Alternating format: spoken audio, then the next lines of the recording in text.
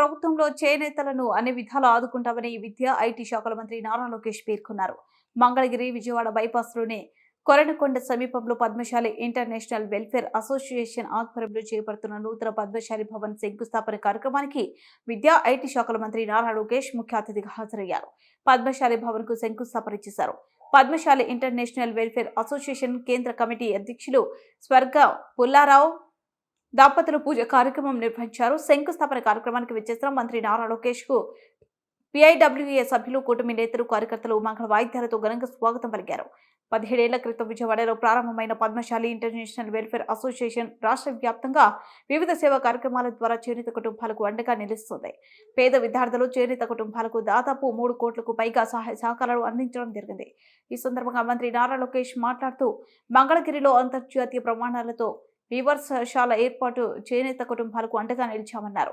చేనేత మహిళలకు పెద్ద ఎత్తున ఆధునిక రత్నాలను పంపిణీ చేశామని తెలిపారు.